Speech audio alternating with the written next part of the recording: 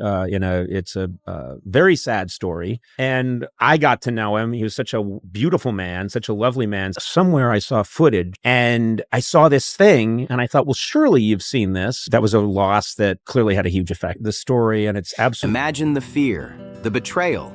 The heartbreak hit like a bomb going off all at once. The people closest to him, the ones who trusted him with everything, suddenly saw the truth for what it really was.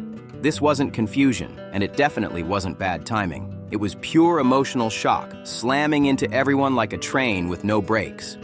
The world keeps asking why, searching for answers in police reports and vague statements. But the truth wasn't hiding there at all. It was already echoing through the crowded rooms of Conan O'Brien's wild Christmas party, even while the headlines obsessed over the so-called Sunday tragedy. Everyone's staring at the end of the story, but the real warnings were flashing bright the night before. The chaos that went down on that Saturday night holds the key.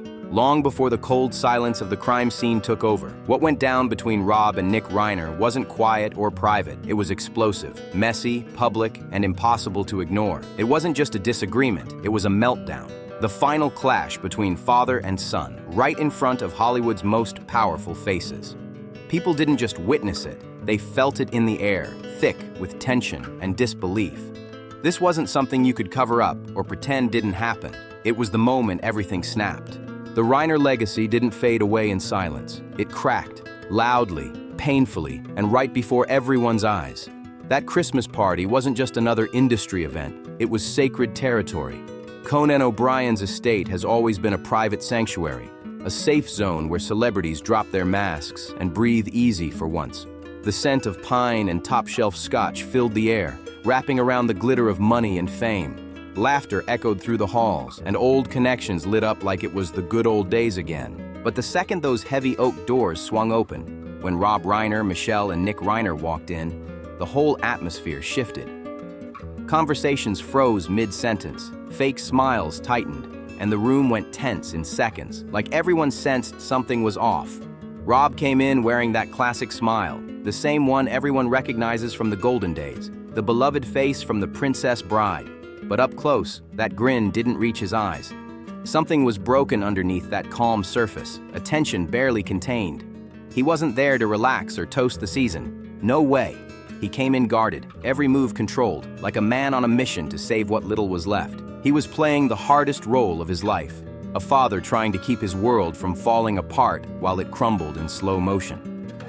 He hoped bringing his son into that Hollywood glow, surrounded by familiar faces, could somehow fix what was already shattered inside. But Nick wasn't following that script anymore, not even close. With his head shaved clean and his sharp eyes scanning every corner like he was watching everything, he didn't look like a guest. He looked like someone casing the place. Every step he took felt deliberate, like he was carrying a storm that everyone else was too afraid to name. The air was razor sharp with tension. Every second felt like it could snap. Nick didn't blend into the crowd. He sliced right through it like static cutting through a clear signal. He didn't move with warmth or curiosity. Every step had purpose, cold and deliberate. He locked eyes on Bill Hader, the comedian everyone knows for his fast wit and genuine kindness. But instead of a friendly hello, Nick walked up and crossed a serious line. No handshake, no smile, just those cold, cutting words dropped like smoke in the air. "What's your name? Are you famous?" he asked. And the words hit hard, sucking all the oxygen out of the moment. It wasn't small talk, it was a power play. He wasn't curious, he was testing dominance.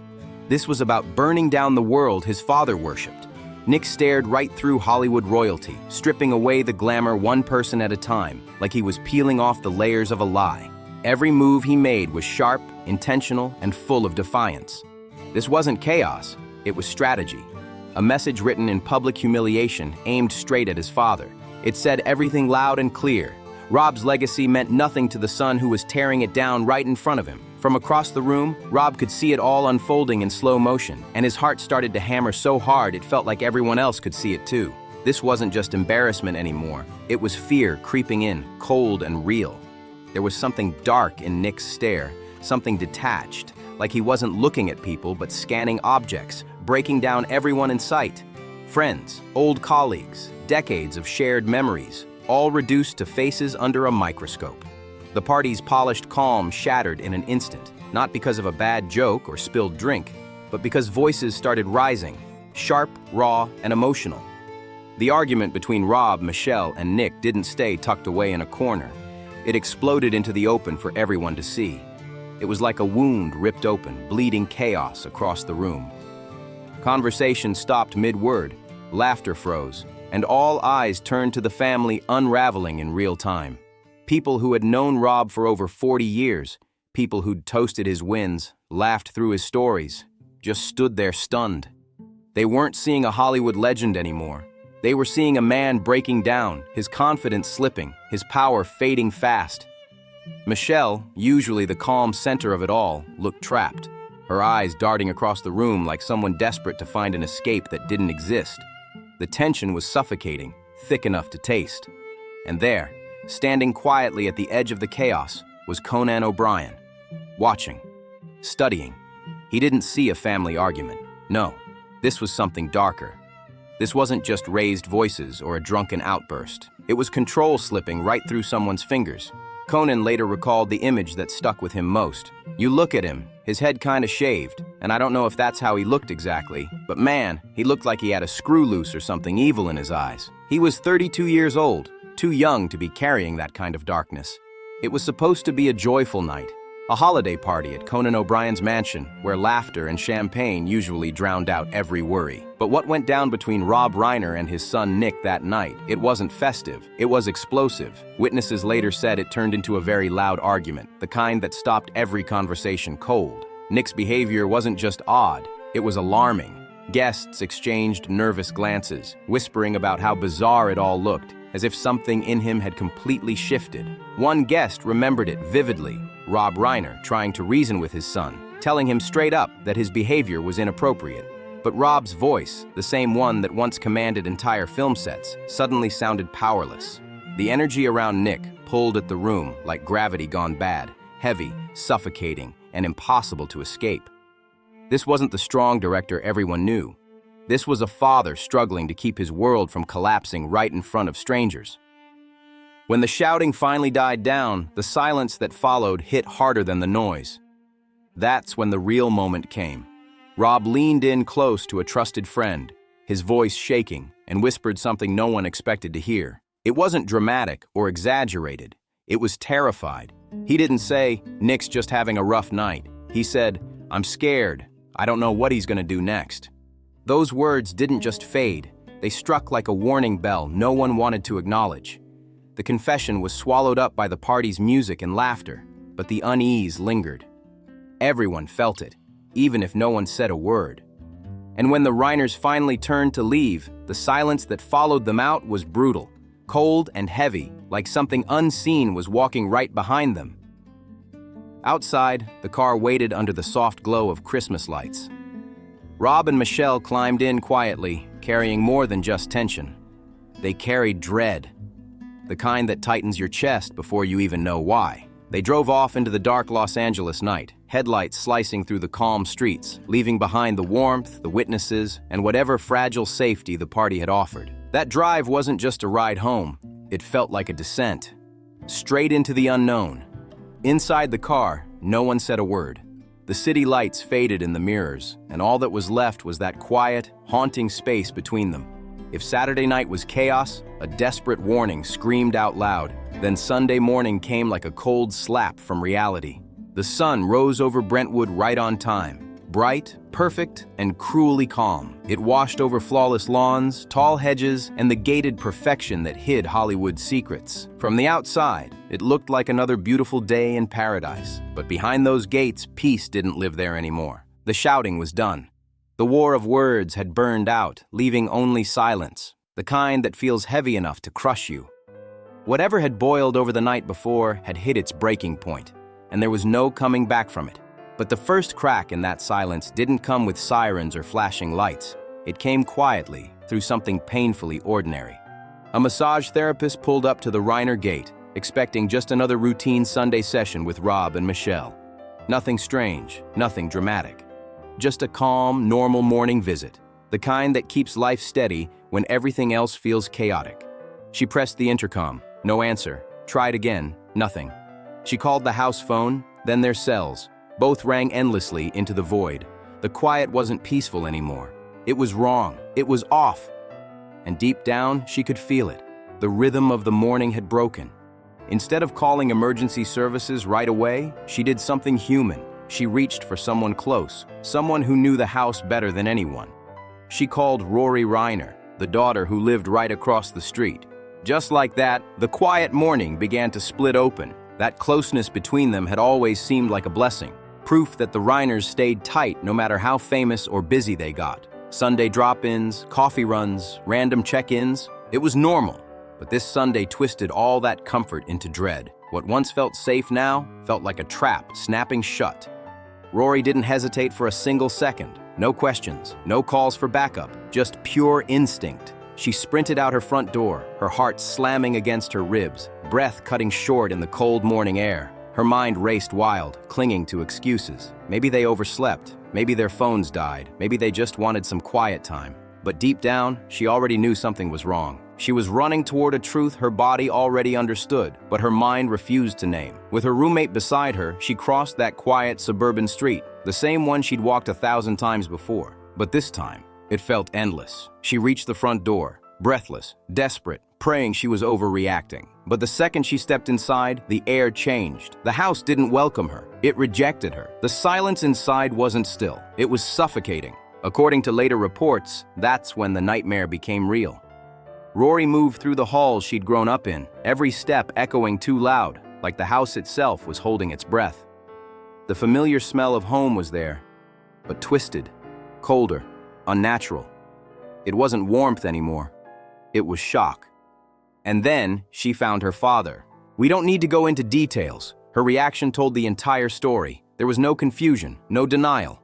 The truth hit instantly, brutally. Rory didn't scream for help or try to make sense of what she saw. Survival took over. She bolted from the house, stumbling into the driveway, collapsing hard as the air left her lungs. The world spun, and for a second, it was like the morning itself had frozen around her. Too still, too quiet, too final.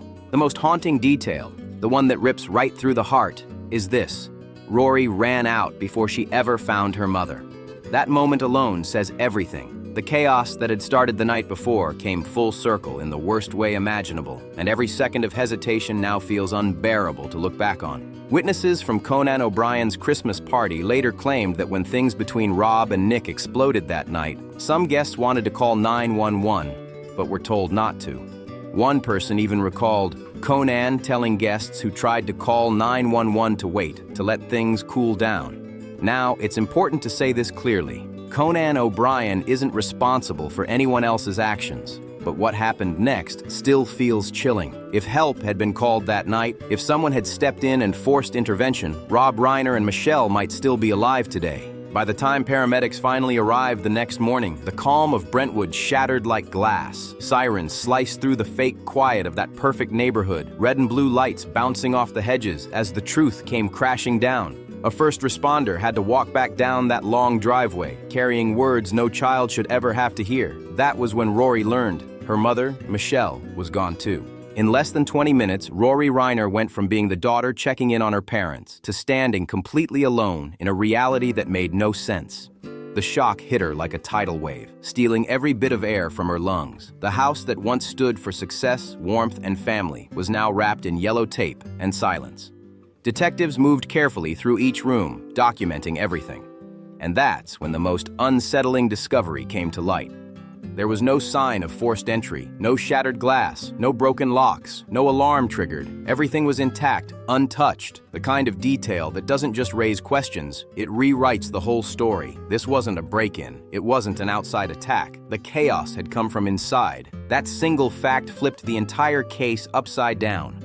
What people thought might have been random, something external, was suddenly personal, intimate, and horrifying. It confirmed exactly what Rob had whispered about the night before at the party. The danger wasn't waiting outside those gates. It wasn't hiding in the dark. It was already inside the walls of their home. The monster didn't have to break in. He already had the key. He belonged there. That house wasn't invaded by strangers. It was betrayed by someone loved, protected, and given chance after chance. Someone they had welcomed back home, hoping things would finally get better. And that's what makes it so devastating. The absence of broken glass told a story louder than any words ever could. The door had been left open out of love, and that love had been twisted into something unrecognizable. The very thing meant to hold them together became the reason they were torn apart. As the sun started to fall that Sunday evening, the Reiner estate no longer felt like a home. The lights still glowed, the hedges still stood tall, but the warmth, the heart, was gone. In its place was silence, and the kind of grief that never leaves. The Reiner estate wasn't just a home anymore. It became evidence, a sealed-off monument to what trust had cost. Yellow tape sliced through the front lawn like a scar, and on the other side stood Rory, frozen, staring at the house that once meant safety and now screamed loss. The silence that fell over that property wasn't the kind that passes. It was permanent, heavy, and final. While Rory collapsed on the driveway, gasping for air under the weight of grief, something else was already happening, 15 miles east. Another part of this story was unfolding, dragging the tragedy even deeper into darkness. It was the beginning of a timeline that would soon explode into the most controversial piece of evidence in the entire case. The public braced for chaos, for the classic manhunt scene you see in every movie: helicopters chopping the sky, cops shouting through megaphones, sirens echoing across Los Angeles.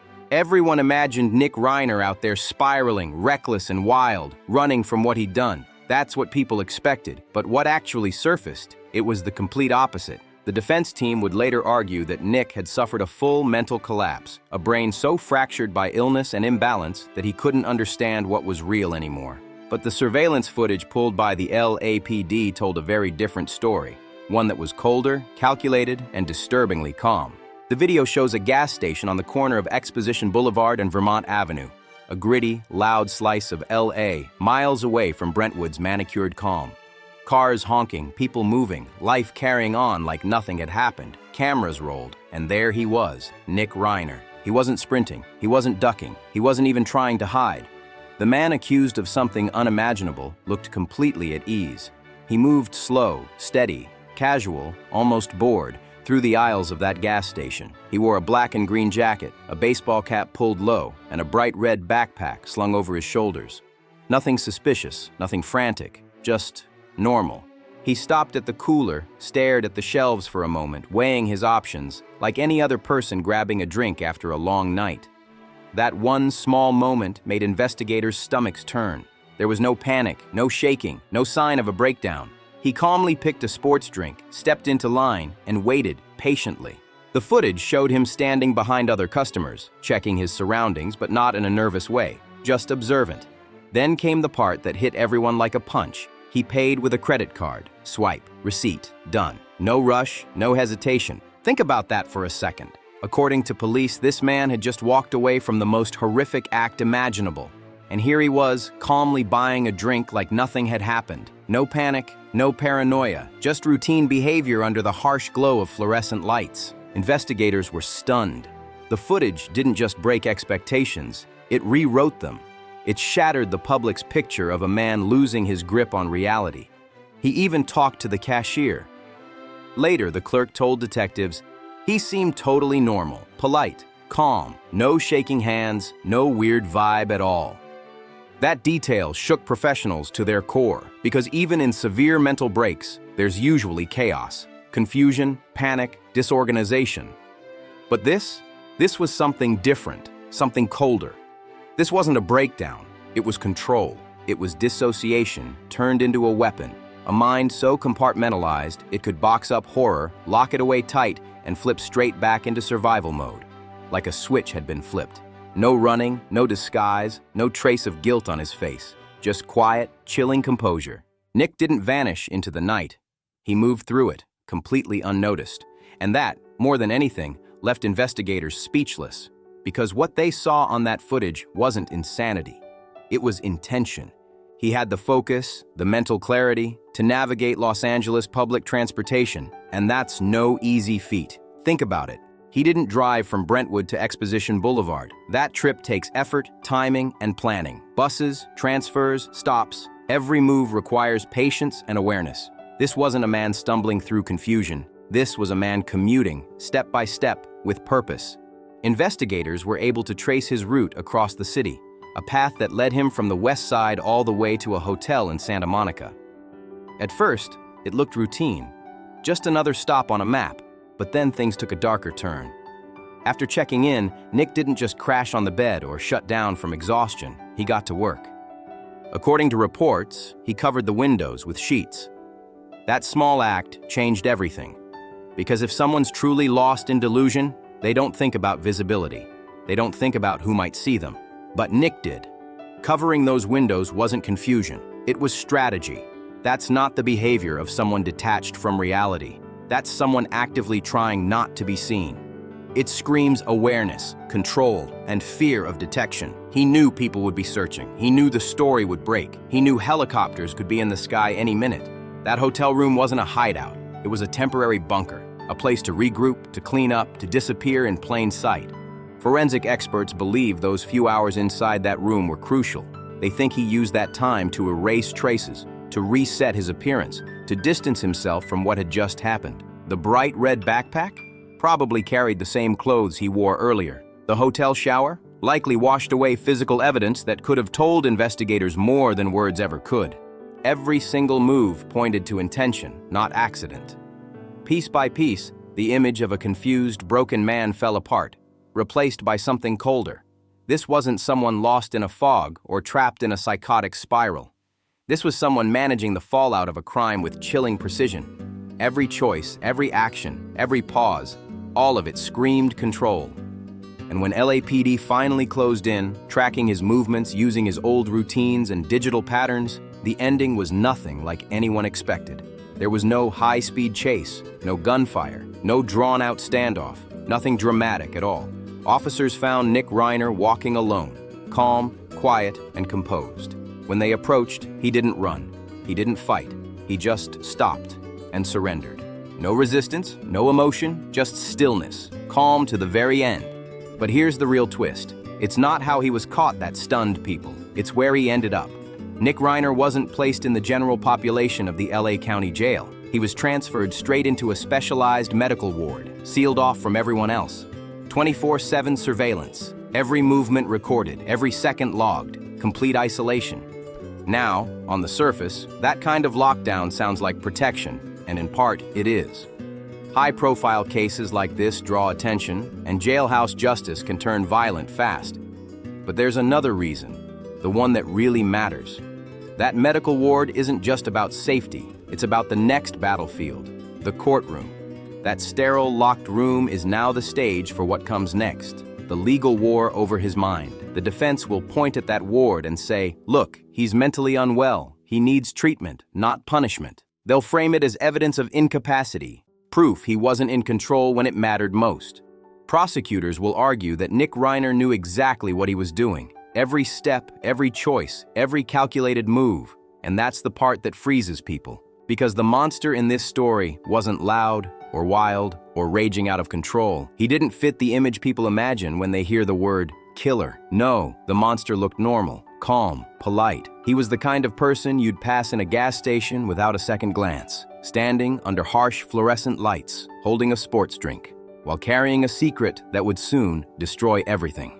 Brentwood and Exposition Park are only 15 miles apart, but the psychological distance between the son Rob Reiner thought he knew and the man caught on that security footage, it's infinite. And that gap, that impossible space between love and horror, is where the truth and the terror live side by side. While the world focused on the timeline, tracking every minute of Nick's escape, every turn of the bus route, the real story was sitting quietly inside that Brentwood home. And unlike witnesses or rumors, the house doesn't lie. Physics doesn't lie. Biology doesn't lie. The evidence left behind, the kind that doesn't care about opinion or emotion, tells its own story, one that can't be spun or softened. That's where the experts come in. People like Mary Ellen O'Toole, a former FBI profiler whose career was built on reading crime scenes like a language. Her analysis didn't just break down what happened, it peeled back why. The lack of forced entry wasn't just a procedural clue, it was a psychological one. It confirmed that the threat came from inside the home. But beneath that surface was something even darker, the nature of the violence itself. The official reports used cold, detached language, multiple sharp force injuries. But experts like O'Toole know what that really means. That kind of brutality doesn't come from panic or theft. It comes from rage. Personal, emotional, targeted rage. This wasn't random or impulsive, it was intimate. You don't get that close to someone unless there's a deep emotional connection, and something inside you wants to destroy it completely. O'Toole described it as overkill. That's the forensic term for violence that goes beyond what's needed, where emotion takes control of the act. It's not about money or escape or opportunity. It's about annihilation, about wiping out a bond so completely that it ceases to exist. According to a source speaking with NBC News, tension between Nick and others had been visible long before that night. The same source claimed Nick allegedly interrupted a private conversation between comedian Bill Hader and another guest during Conan O'Brien's Christmas party. When Bill reportedly told him, "This is a private discussion," Nick didn't argue. He just stood there, silent, staring. Then without a word, he turned and stormed off. That tiny moment, in hindsight, feels like a warning no one understood at the time. News later confirmed they had reached out to representatives for Bill Hader for comment, though no official statement has been made public. By the next day, 32-year-old Nick Reiner was in custody, arrested on suspicion of murder. He's currently being held without bail, awaiting trial. Prosecutors are treating the case as one of the most severe in recent memory, with possible charges that could carry life in prison without parole or even the death penalty. The prosecution is already preparing to use the threat of the death penalty as leverage, a pressure point to force a plea deal. And while lawyers strategize, the grief hanging over the Reiner family is beyond anything words can hold. In a joint statement, the couple's two surviving children, Jake and Rory Reiner, said, "We cannot even begin to describe the unimaginable pain we are experiencing. They weren't just our parents, they were our best friends." That line alone breaks the heart of anyone who hears it. Experts say the brutality of this case fits a very specific category, what forensic science calls overkill. It means the force used went far beyond what was needed. It wasn't about efficiency or intent to kill, it was about emotion spilling over, years of resentment, anger, and buried conflict erupting into pure physical destruction. It's the kind of violence that doesn't come from impulse, but from a storm that's been building for years. But what truly threatens the defense's narrative isn't just the psychology, it's the physics. Investigators are focused on something called slippage, a small but devastating forensic phenomenon. When someone uses extreme force in a close-range attack, the laws of motion push back, literally. Without gloves or proper grip protection, the attacker's hand often slips on their own weapon. The result? The aggressor ends up injuring themselves. Skin tears, blood transfers, and evidence gets exchanged whether they want it to or not. That single concept, quiet, technical, and undeniable, could end up speaking louder than any witness ever could, because in moments of extreme violence, the weapon betrays the person using it. The same hand holding the blade or object often leaves behind its own proof. Grip fails, flesh slides, and those micro-injuries create what experts call a biochemical handshake, a merging of the attacker's DNA with that of the victim. That handshake is the ultimate forensic trap. Once it's there, there's no escaping it. It doesn't just say who was present, it tells when. It anchors a person right at the scene, in the exact moment the act occurred. If Nick Reiner sustained even minor injuries during the attack, small cuts, blood droplets, trace skin cells, his DNA wouldn't only be found around the home, which could be dismissed since he lived there. It would be woven into the crime itself, intermixed, irrefutable. That's what investigators look for, commingled biology. It's science shutting every escape route at once. Once two biological signatures fuse in an act of violence, there's no "I found them like that" defense left. The moment becomes frozen in proof, and the house itself adds another painful layer to the story. The pattern of what was and wasn't disturbed inside the Reiner home tells its own cold truth. There were no signs of theft. Valuables were untouched, no drawers rifled through, no chaos suggesting a burglary gone wrong. The scene wasn't about money. It wasn't about greed. It was about people. The focus was painfully direct, emotional, targeted, and deliberate. Everything about it screamed personal. Every detail lined up with intent. Whoever did this knew the house, knew the layout, the routines, the patterns of comfort that came with family life. They knew exactly when and where Rob and Michelle would be most vulnerable. That kind of access doesn't come from breaking in. It comes from belonging there. By the time detectives were finished collecting samples and the last forensic truck rolled away from the Brentwood estate, the truth was undeniable. The house was no longer just a crime scene. It was an open wound on an entire community. Neighbors stood behind police tape, watching in silence. Reporters crowded the gates. The sound of traffic returned, but nothing felt normal. The yellow tape might have come down eventually, but what lingered was heavier than evidence. It was grief, disbelief, and a sense of betrayal that no amount of science could explain away. This wasn't just a crime, it shattered something much deeper. It broke a sense of safety people didn't even realize they'd been holding on to. Across social media and comment threads, one viewer summed it up better than any headline or courtroom argument could. They wrote, "To give life to a person, only to have that person end you." That single sentence cut through the noise like a blade, sharper than any legal statement or forensic report. In just a few words, it captured the gut-wrenching truth at the center of Rob Reiner's tragedy. The cruel, poetic irony that defined his final story. For decades, Rob Reiner had been a storyteller who gave life to others, both on and off the screen. He built worlds filled with heart, laughter, and hope. The loving grandfather in The Princess Bride, the wisdom of Stand By Me, the warmth of When Harry Met Sally. All those characters carried a piece of him. They were reflections of love, humor, and a belief that goodness always wins in the end. Off-screen, he lived that same message. Rob wasn't just a filmmaker. He was a mentor, a fighter for causes that mattered, and a voice for the voiceless. He stood up for children, defended education, and used his platform to push for a better world. He wasn't a taker, he was a giver, the kind of man who built others up and made people believe they could do more, be better, dream bigger. And yet, in the cruelest twist imaginable, that same man, the one who gave everything to love, to family, to creation, was destroyed by his own creation. That's the detail that makes people's stomachs turn. It feels wrong on a level that words can barely reach, like a betrayal of nature itself. Parents are supposed to guide, protect, and watch their children grow, not fear them, not fall at their hands. The outrage that followed wasn't just about losing a celebrity or a Hollywood icon. It went deeper than fame or legacy.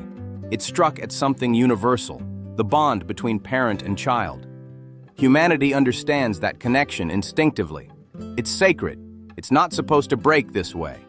Rob and Michelle Reiner didn't fail at loving their son. They loved too much. They believed in him so fiercely that it might have blinded them to the danger standing just feet away. They had the best resources, the strongest support systems, the kindest intentions, and still, love wasn't enough to stop what was coming. That's what makes this story unbearable. It's proof that even endless wealth, influence, and access can't always save a heart that's already sinking into darkness. The tragedy from Brentwood carries a brutal truth. Addiction and untreated mental illness don't live in isolation. They don't stay locked inside one person. They leak out, spreading pain through families, cracking trust, and rewriting futures. The Reiner story became a mirror, reflecting something society doesn't like to face. Sometimes love alone can't cure what's broken. And even though the police tape is gone, the questions remain, heavy, haunting, and unanswerable. This story doesn't stop with an arrest or a courtroom date. It doesn't fade once the headlines move on. It lingers, restless, unfinished, hovering like smoke over everyone who followed it. The same question keeps circling louder every time a new detail emerges. How does love twist itself into something dangerous without anyone stopping it? How do warning signs hide in plain sight until it's too late? This wasn't a sudden explosion. It was pressure, slow, steady, invisible, building behind the polished walls of a Brentwood mansion. It grew quietly, day after day, inside a home everyone assumed was unshakable. From the outside, it looked perfect, the kind of life people dream about. But behind those gates, cracks had already started forming long before the night of the tragedy. And now, as the city moves forward, pretending everything's back to normal, that illusion of peace feels almost cruel. The yellow tape may have come down, the cameras packed up, but something permanent changed. The neighborhood looks the same. Cars gliding down the tree-lined streets, joggers hitting the sidewalks, neighbors waving hello like muscle memory. From the outside, everything still looks the same. The perfect Brentwood streets, the trimmed lawns, the quiet calm that money buys. But beneath that polished surface, something cracked forever. This wasn't just about the loss of 2 lives. It shattered the illusion that money, power, access, and good intentions can fix everything. Rob Reiner built his entire legacy on stories about loyalty, connection, and standing by the people you love, no matter what. And that wasn't some Hollywood accident. It was personal, Rob believed in family. He believed in holding on, in protecting, in giving second, third, even fourth chances long after most people would have walked away. His life's work reflected that same philosophy, that love, patience, and forgiveness could hold anything together. Michelle Reiner embodied that same strength. Through every high and low, she stayed beside him, steady, loyal, and quietly carrying the kind of emotional pressure few people ever saw. From the outside, the Reiners looked unbreakable, but inside, the cracks were deepening. The strain was tightening like a rope pulled too far. And now, this case, this tragedy, keeps forcing uncomfortable truths into the open, no matter how much people wish it wouldn't, because untreated mental struggles don't stay hidden forever. They grow, they spread, and love, when it's given without boundaries, doesn't always heal. Sometimes it enables. Silence, even when it comes from hope, fear, or shame, can give destruction the space it needs to breathe. These aren't random theories. They're patterns that experts and investigators recognize instantly.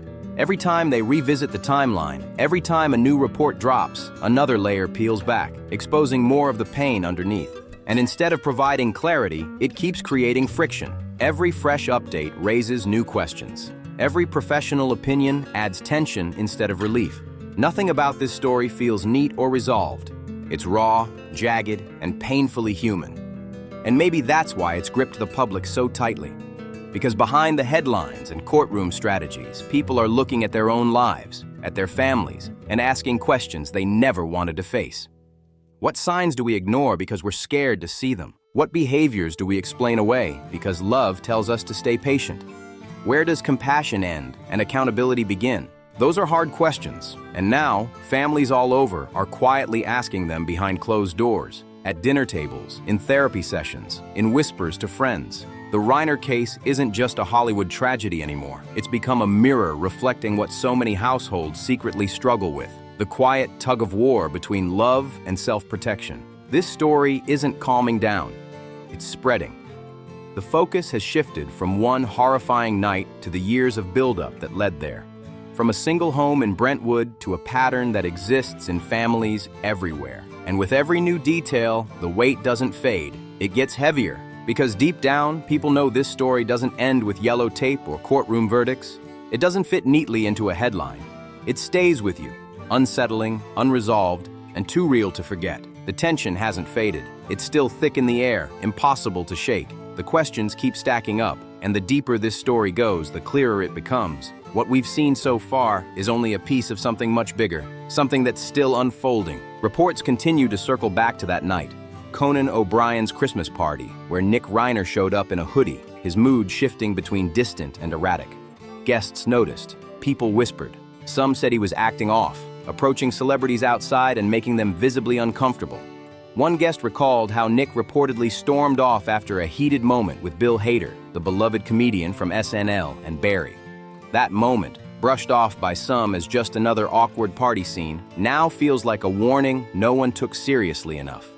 Behind the laughter and the holiday lights, people close to Rob were already uneasy. Friends later confirmed that Rob had been confiding in them, saying he was scared for Nick, scared for where his son's mind was heading. His words now sound haunting because he wasn't exaggerating. He was pleading, and that's the uncomfortable truth at the heart of this tragedy. The blurred line between compassion and accountability. How much behavior do we explain away as just a phase? How many warning signs do we overlook because love convinces us that things will get better? Those questions aren't just haunting the Reiner family. They're haunting everyone who's been following this case. Families everywhere are whispering the same thing. What would I have done? Would I have seen it? Would I have stopped it? These are the hard conversations that most people avoid, but now they're happening everywhere. This story isn't cooling down, it's expanding. The focus has shifted from that single night in Brentwood to the years of buildup that led there, from one family's heartbreak to a pattern that exists far beyond their gates. With every new update, every leak, every forensic detail, the weight doesn't fade. It gets heavier, because nothing here feels resolved. Not legally, not emotionally, not spiritually. The tension still hums like static in the background, a reminder that some wounds don't close, and the deeper this investigation digs, the clearer it becomes. This wasn't just one night gone wrong. It was the collapse of years of silence, fear, and love stretched past its breaking point. Tragedies like this aren't isolated explosions. They're tsunamis. They don't just take one person down, they swallow entire families. No one gets out untouched. And maybe that's the hardest lesson of all. Sometimes the walls we build, the ones meant to protect us, to keep the world out, don't protect us at all. Sometimes those walls trap us inside with the very danger we're too afraid to confront. Love, loyalty, and hope, the very things that hold families together, can also blind us to what's right in front of us. As this story settles into history, we have to step back and remember the people at its core. Not the crime, not the headlines, but the lives that came before all of it. Let's remember Rob Reiner, not for how his story ended, but for everything he gave while he was here. He taught generations about love, loyalty, and courage through the stories he told. He gave us laughter, heart, and humanity. He created characters that felt real because they came from a man who understood people deeply. His legacy isn't tragedy, it's connection. It's joy. It's the belief that goodness still matters.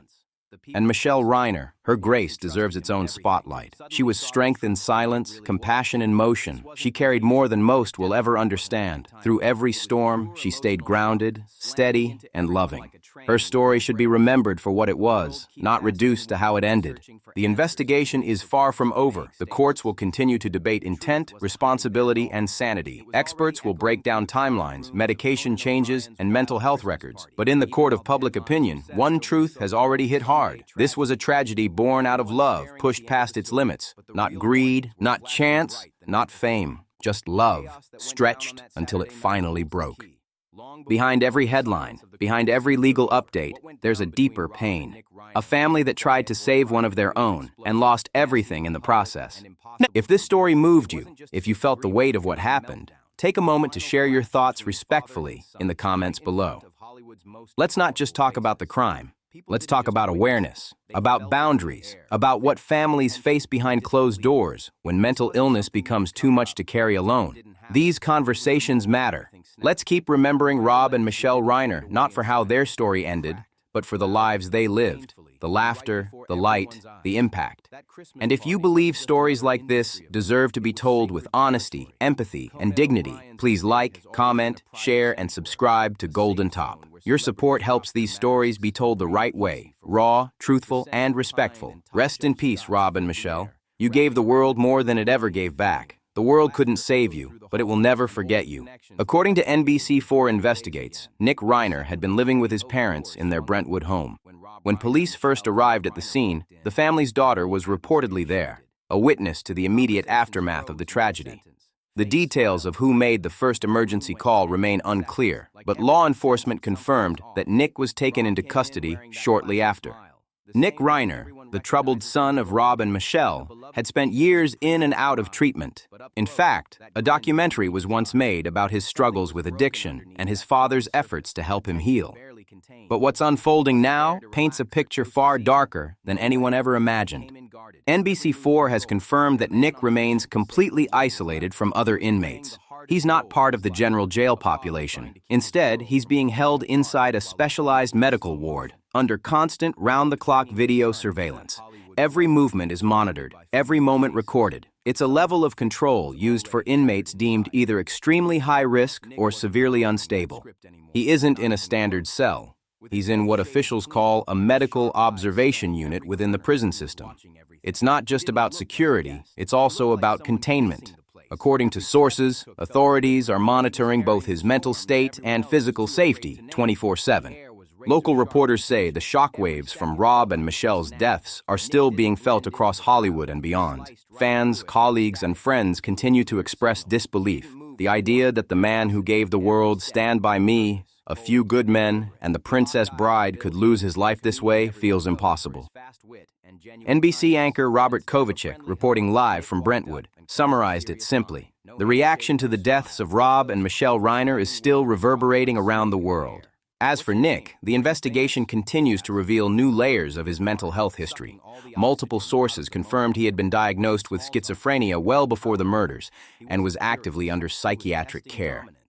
In the weeks leading up to the tragedy, doctors reportedly adjusted his medications after noticing severe changes in his behavior. Those close to the family said his condition had been spiraling, that he'd become erratic, unpredictable, and increasingly detached. He was said to be out of his head, showing signs of both paranoia and agitation. Psychiatric experts now say that changing medication for conditions like schizophrenia is extremely delicate. When the chemical balance is off, even slightly, it can trigger new symptoms or magnify existing ones. And when mixed with illegal drugs, as investigators claim Nick was still using, the results can become volatile and dangerous. Doctors had reportedly been working to stabilize his treatment plan, adjusting doses and combinations, but they couldn't find the right balance in time. His mental state continued to deteriorate rapidly, faster than anyone expected. By the time of the murders, sources told NBC that Nick's schizophrenia had been exacerbated by both medication shifts and drug use. The situation spiraled to a point where his thoughts and actions no longer aligned with reality. So now, what remains is heartbreak and hard questions. Could this have been prevented? Could someone have intervened earlier? Or was this tragedy already written long before anyone saw it coming? The answers may come out slowly in court through evidence and testimony, but the emotional truth is already painfully clear. Love alone wasn't enough to stop this. If you've been following this story, if it made you think about the unseen struggles families face when dealing with mental illness, don't let it end here. Talk about it. Share awareness. Break the silence that traps so many people in pain. And if you want to see more stories like this, told with care, truth, and respect, make sure to like, comment, and subscribe to Golden Top.